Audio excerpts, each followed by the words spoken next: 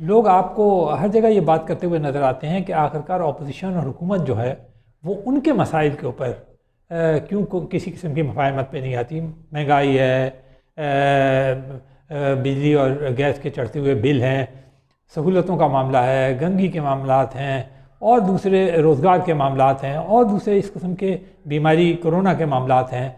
لیکن آپ دیکھیں گے کہ ان معاملات پہ بھی یہ حکومت اور اپوزیشن جو ہے وہ کہیں بھی مفاہمت کرتی ہوئی نظر نہیں آتی. ایک ہونے کو تو بہت دور کی چیز ہے. ہاں، اگر کچھ چیزوں پہ اتفاق کرتے ہیں تو وہ ہم ابھی پوائنٹ آؤٹ کرتے ہیں. منور مرزا آپ کی خدمت میں. ہمارے بیل آئٹم کو کلک کرنا نہ بھولیے گا اور چینل کو سبسکرائب بھی کیجیے گا. شکریہ. جیسا کہ ہم نے بتایا کہ پاکستان میں ایک ماحول ایسا ہے کہ اپوزیشن اور گورنمنٹ جو ہے وہ دونوں اس حد تک مخالفت میں جاتے ہیں کہ عوام کو یہ محسوس ہوتا ہے جیسے یہ ایک دوسرے کے دشمن ہیں اور یہ کسی صورت میں بھی ایک ساتھ بیٹھنے کو تیار نہیں ہے. حالانکہ یہ آپ نے دیکھا ہوگا کہ جب آپ وہ ٹاک شوز میں تو کہتے ہیں یہ میرا بھائی ہے، وہ میرا بھائی ہے، یہ میرے دوست ہیں، میں ان کی بڑی قدر کرتا ہوں. لیکن جو وہ جس طرح کی زبان ایک دوسرے کے لیے وہ استعمال کرتے ہیں، جس طرح کا کہ بد اخلاقی اور وہ جسے کہتے ہیں جارحانہ بدتمیزی کا اظہار وہ ایک دوسرے کے لیے کرتے ہیں، اور ایک دوسرے کے لیڈروں کو جس بری طرح سے وہ رگیدتے ہیں، ان کے خلاف بولتے ہیں، اس سے تو یہ اندازہ ہوتا ہے کہ یہ صرف مخالفت نہیں ہے بلکہ یہ معاملات جو ہیں یہ دشمنی کی حد تک ہیں. اسی طرح اگر آپ گورنمنٹ کو دیکھیں تو وزیر اعظم جو ہیں وہ اپوزیشن کے لیے چور، ڈاکو، ڈکیت اور اس قسم کے الفاظ وہ استعمال کرتے ہیں. حالانکہ وہ اس سے قبل بھی جب وہ اپوزیشن میں تھے تب بھی وہ بہت سارے لوگوں کے لیے اس قسم کے الفاظ جو تھے وہ استعمال کیا کرتے تھے. لیکن اپوزیشن بھی اب اس معاملے میں کسی سے کم نہیں ہے، اور وہ بھی جب اپنے اس میں آتی ہے، ترنگ میں آتی ہے اور غصے میں آتی ہے تو پھر وہ بھی ایسے ہی الفاظ استعمال کرتی ہے. اور آپ نے دیکھا ہوگا سلیکٹڈ کا لفظ استعمال کرنا اور نااہل کا لفظ استعمال کرنا اور دوسرے بے ایمان اور چوری وغیرہ کے الزامات جو ہیں اور چور کے الزامات وہ بھی اب کھلے عام لگاتے ہیں. تو اس قسم کے الفاظ لگنے کے بعد کیا کوئی یہ ایکسپیکٹ کر سکتا ہے کہ کوئی مفاہمت جو ہے وہ عوامی معاملات پہ بھی ہو؟ تو مزے کی بات یہ ہے اگر آپ غور کریں کہ گورنمنٹ کے جو لوگ ہیں ان کو بھی لوگوں نے ووٹ دیا ہے اور وہ بھی پارلیمان اور سینٹ میں آپ کو نظر آتے ہیں. اپوزیشن کو بھی اسی طرح ووٹ دیا گیا ہے، وہ بھی آپ کو پارلیمان اور سینٹ میں نظر آتے ہیں. تو دونوں جو ہیں وہ عوام کے نمائندے ہیں اور دونوں کو اسی لیے بھیجا ہے عوام نے کہ وہ ان کے مسائل کو حل کریں. لیکن دونوں جو ہیں وہ مسائل کو حل کرنے کے بجائے وہ جو ہیں وہ ایک دوسرے کے ساتھ جسے کہتے ہیں سینگ اڑانے کی پالیسی کے اوپر لگے ہوئے ہیں. ایک دوسرے کی اگر کھلے عام مارا ماری نہیں کر رہے تو کم از کم گالم گلوچ کی حد تک تو بالکل جا رہے ہیں. ان کا سوشل میڈیا دیکھیں، اس کے اوپر جس قسم کی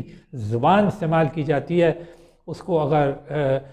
یعنی کم از کم لفظ بھی استعمال کریں تو اسے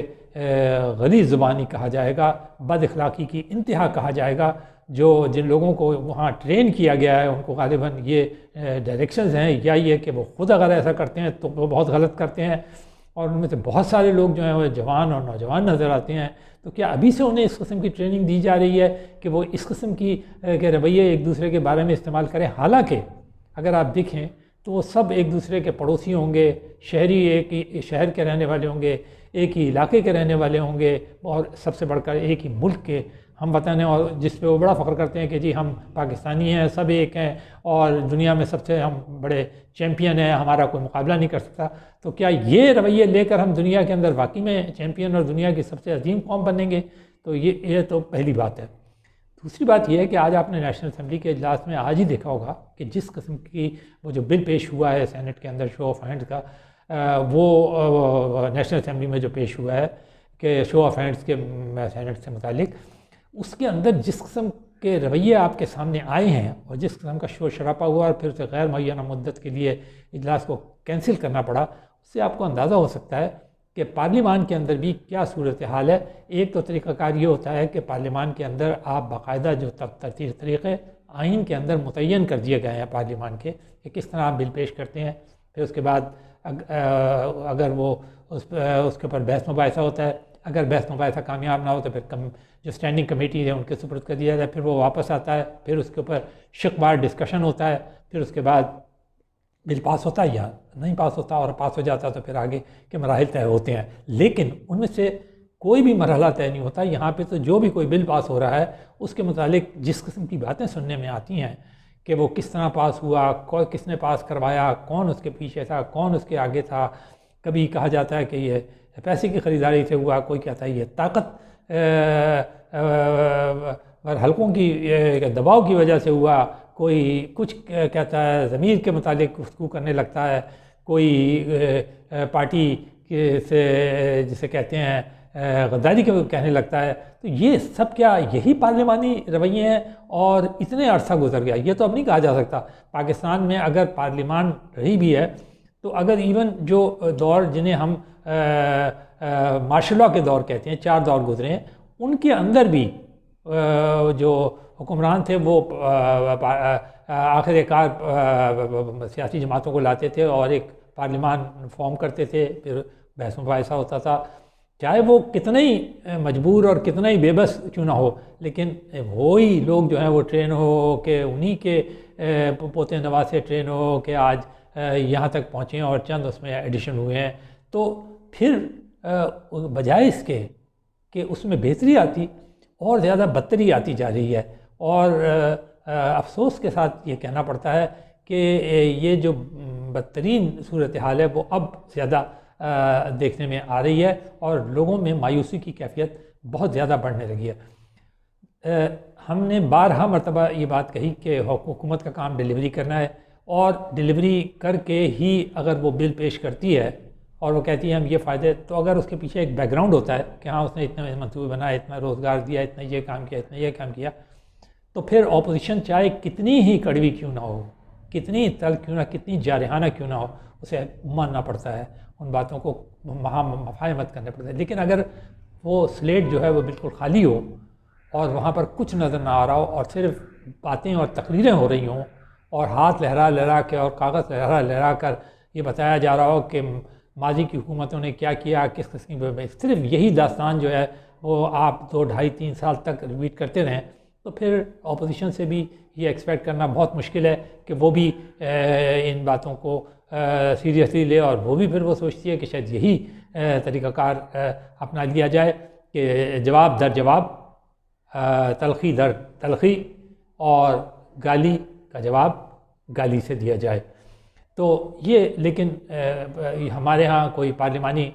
کلچر فروغ نہیں پا رہا، بلکہ پارلیمانی کلچر جو ہے تنزل پہ ہے۔ اور آپ نے دیکھا ہوگا کہ ابھی جو حال ہی میں رپورٹ آئی ہے اس کے اندر پاکستان کی جو جمہوریت ہے اس کو وہ صاف اور شفاف جمہوریت کے بجائے ہائیبرڈ فارم آف جمہوریت کہا گیا ہے، اور بنگلہ دیش اور ترکی جیسے ملکوں کے ساتھ پاکستان کو ریٹ کیا گیا ہے، اور جس کا مطلب یہ ہوا کہ پاکستان میں جو جمہوریت ہے وہ انڈائلیوٹڈ نہیں ہے، اور جس کا کہ ہم بڑا کلیم کرتے ہیں کہ یہ جمہوری ملک ہے، یہ جمہوری ملک ہے۔ تو دنیا ہمیں میں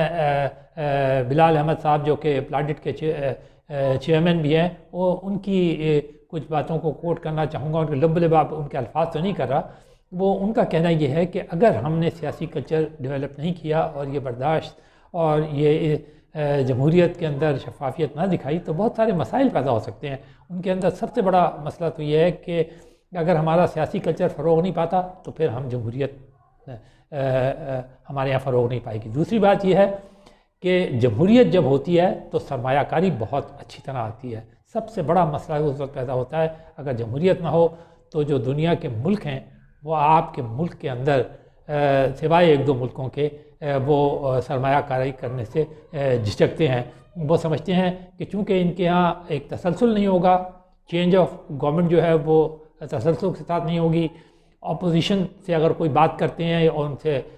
وہ کرتے ہیں اور کل وہ اگر طاقت میں آ جاتے ہیں اپوزیشن، تو بجائے اس کے کہ وہ ان معاہدوں کا احترام کریں جو کہ ان سے جانے والی حکومت نے کیا تھا، وہ اب دشمنی کے اندر پہلا کام یہ کریں گے کہ وہ انہیں کینسل کر دیں گے اور زیادہ سخت رویہ اپنائیں گے. اور پھر اگر ایک حکومت کے آپ سے دوستی بڑھاتے ہیں، جو کہ خود کوئی ملک ہمارے ملک کی کسی حکومت سے دوستی بڑھا، مثال کے طور پہ اس حکومت سے بڑھاتا ہے، دوستی بڑھاتا ہے، بہت قربت ہو جاتی ہے، وزیر اعظم سے ہوتی ہے، وزیر خارجہ سے اور دوسرے وزیروں سے ہو جاتی ہے، اور ایک ذاتی انڈرسٹینڈنگ اور ایک حکومت کی وجہ سے وہ سرمایہ کاری کریں، تو انہیں یہ خطرہ رہے گا کہ اگلی حکومت جب آئے گی تو وہ تو اسے اون کرنے کے لیے تیار ہی نہیں ہوگی. وہ تو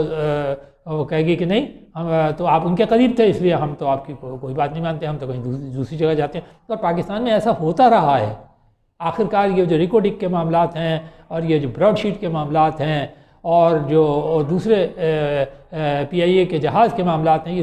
یہ سب وہ کہتے ہیں جی پچھلی حکومت نے کیا، پچھلی حکومت ہے. بھائی پچھلی حکومت نے کیا ہوگا، وہ تو اس لیے کیا ہوگا کہ بائی آپ default being the party in power, آپ کے پاس حکومت ہوتی ہے تو آپ ریاست کو ریپرزینٹ کرتے ہیں، اس لیے آپ کرتے ہیں یہ معاہدے وغیرہ. لیکن اس کے تحت پھر منصوبے بھی مکمل ہوئے ہیں آپ کے، تربیلا ڈیم، منگلا ڈیم اور بجلی گھر اور موٹر ویز اور یونیورسٹیز اور کیا کہتے ہیں دوسرے تعلیمی بڑے بڑے ادارے اور پاکستانیوں کا باہر جا کر تعلیم حاصل کرنا اور اوورسیز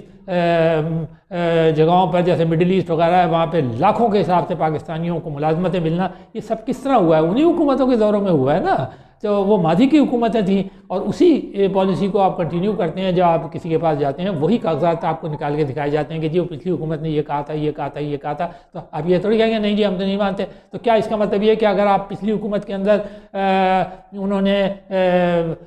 لاکھوں آدمیوں کو ملازمت دی تھی، سپوزنگ 10 لاکھ کو دی تھی، تو اب نئی حکومت آنے کے بعد اگر وہ سب کینسل کر کے وہ آپ 10 لاکھ کو واپس کر دیں گے اور کہیں گے جائیے جی وہ تو پچھلی حکومت کے ساتھ تھا، اب آپ تو نئی حکومت ہے، آپ تو ان کو مانتے نہیں ہیں. ایسا کچھ بھی نہیں ہوتا ہے. انٹرنیشنل معاہدے ہوتے ہیں اور یہ اس بات پہ ڈیپینڈ کرتے ہیں خاص طور پہ جمہوری ملکوں میں کہ ان میں ایک انڈرسٹینڈنگ جو ہے تسلسل کا، ایک کنٹینیوٹی کا جو تسلسل ہے وہ چلنا چاہیے. تو یہ چیز جو ہے وہ بڑی اہم ہے. اور دوسری بات یہ ہے کہ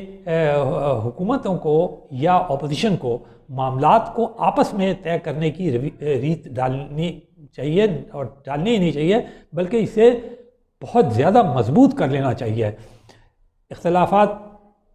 کہیں بھی ہو سکتے ہیں. خود عمران خان جو تھے وہ اس بات پہ بڑا فخر کرتے ہیں کہ میں نے تاریخ کا سب سے بڑا دھرنا اس ملک کا دیا ہے، 124 دن تک میں دھرنے میں رہا. اس کا مطلب ہے وہ سڑکوں پہ رہے، گراؤنڈ میں رہے، باہر رہے پارلیمان سے اور وہاں پر مظاہرے کرتے رہے. اسی طرح اپوزیشن بھی اب جلد سے جلوس کر رہی ہے، سڑکوں پہ آ رہی ہے اور وہ لانگ مارچز اور دوسری باتیں کر رہی ہے. تو یہ اگر آپ دونوں کو کمپیئر کریں تو کوئی دونوں میں خاص فرق نہیں ہے، دونوں وہی کام کرتے رہیں جو کرتے ہیں. اور دوسرا یہ ہے کہ کیا آئین آپ کو اس بات کی اجازت دیتا ہے؟ اگر اجازت دیتا ہے اور آپ کو اس بات کا حق ہے کہ آپ اس قسم کا احتجاج کریں تو پھر آپ کر سکتے ہیں، چاہے اپوزیشن میں ہوں، چاہے آپ حکومت آج ہے اور کل چلی جائے گی تو وہ بھی یہی کام کرے گی تو اسے بھی یہ حق حاصل ہوگا. تو نہ تو ایک دوسرے کا حق مارنے کی کوشش کریں، نہ ایک دوسرے کے خلاف اس حد تک جانے کی کوشش کریں کہ یہ دشمنی میں تبدیل ہو جائے اور سانس لینا ایک دوسرے کے لیے مشکل ہو جائے. اور پھر یہیں وہ آوازیں بھی سنائی دیتی ہیں کہ جی اگر سیاسی جماعتوں نے آپس کے اندر کوئی رواداری، کوئی وہ اس کا طریقہ کار اختیار نہیں کیا اور ایک دوسرے کے ساتھ جسے کہتے ہیں نا ورکنگ ریلیشن شپ قائم نہیں کیا تو ہو سکتا ہے کہ کوئی تیسری طاقت اس کا فائدہ اٹھا لے، کوئی بیرونی ملک جو ہے وہ آپ کے اوپر دباؤ ڈال دے. تو یہ ساری چیزیں جو ہیں وہ سامنے آنے لگتی ہیں اور پھر الزام درد وہ نکالتے ہیں، پھر ایک رجسٹر نکالتے کہتے ہیں جی 1980 میں یہ ہوا تھا، 1990 میں یہ ہوا تھا، 2000 میں یہ ہوا تھا، 2010 میں یہ ہوا تھا، 2018 میں یہ ہوا تھا اور 2021-22 میں یہ ہو رہا ہے. تو یہ سارے ریکارڈ جو ہیں یہ اچھے ہونے چاہیے، صاف ستھرے ہونے چاہیے اور ایسے ہونے چاہیے کہ سیاسی طور پر قابل قبول ہوں اور ہماری جمہوریت کا جو وہ ہے کی ساکھ جو ہے اس کو آگے بڑھنا چاہیے، نہ کہ اسے پیچھے جانا چاہیے.